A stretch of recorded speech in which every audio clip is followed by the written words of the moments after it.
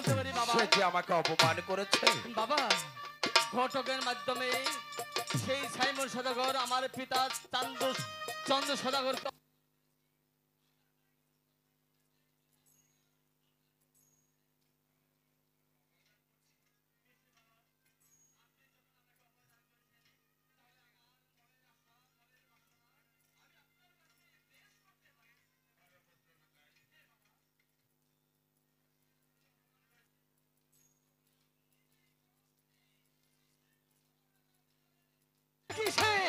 কেমন করে শুনে লক্ষ্মীন্দরের বেহুলার বিয়ে অপ্রস্তাব করেনি।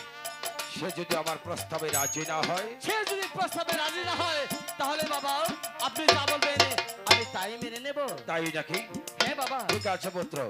তার আগে আমি আপনার সুযোগ্য সন্তান 6টি পুত্র হারিয়েছেন।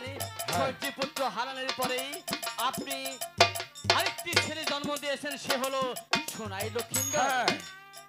আমার এই দিকে চেয়ে আপনি একটু বিবেচনা করবেন, এতটুকু আপনার কাছে আমার অনুরোধ। ঠিক আছে পুত্র, আমি তোমার কথা মতো আমি চলে যাব সেই নিছানি নগরে।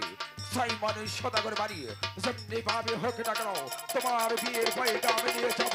যদি এখানে ওর অপমান করা হয় তাহলে আমি নিচে ফিরে এসে তোমার এই পুত্রর মুখখানি আমি আর কোনোদিন দর্শন করব না। আমি আমার বাবাকে অনেক কষ্ট দিয়েছি, আমি আমার মাকে অনেক কষ্ট দিয়েছি। কেন দিয়েছি? আমি বেহুলাকে ভালোবেসে আমি ভুল করেছি। এটা আমার বাবার চোখে অপরাধে, আমি আমার মায়ের চোখে অপরাধে। আমি কেন জানেন? এই বেহুলাকে ভালোবাসার আগে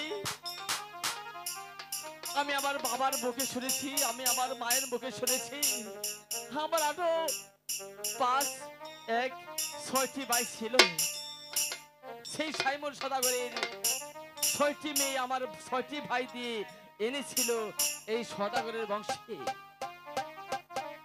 আমার 6টি ভাই, আমার বাবা বাণিজ্যে চলে গিয়েছিল। সেই বাণিজ্যে গিয়ে কালিদাস সাগরে আমার 6টি ভাই মৃত্যুবরণ করে। তাই আমি অনেক অনেক কষ্ট পেয়েছি আমার 6টি ভাই হারানোর ব্যথা। আমি বুঝতে পেরেছি, আমি তো কখনো চাইনি যে আমার বাবার মনে আমি কষ্ট দেই, কিন্তু আমি বেহুলার রূপ দেখে আমি মুক্ত হয়ে গেছি। বেহুলাকে যদি আমি আমার এই হৃদয়ের স্থানে যদি আমি বেহুলাকে না দিতে পারি, তাহলে সোনাই লক্ষ্মীন্দরের জীবনটাই বৃথা, জীবনটাই বৃথা, এই জীবনটাই বৃথা।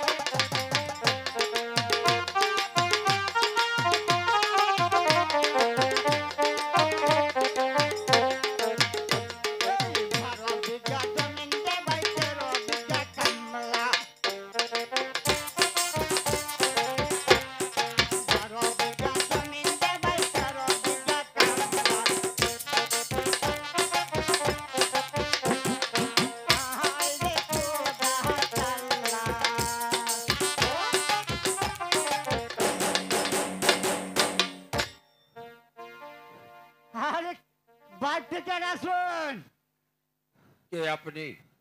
ও তাহলে কি নিয়ে ডাকতেছেন আমাকে? বলুন ঘটক মশাই, আপনি বলুন। এসেছেন? নমস্কার নমস্কার। নমস্কার। হ্যাঁ এসেছি, বলেন ঘটক মশাই, বলুন। আপনাকে কেন ডেকেছি জানেন? বলেন। একটি শুভ কাজ করতে হবে আপনার। আবার শুভ কাজ কোনটা করবো? করতে করতে দেখ মরণ গেলাম গা।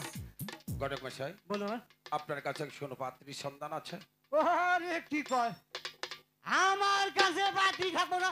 পাতি খাবো কার কাছে? আমার তো চিনেনি, আমি সেই পুরানো আফসার ঘটক।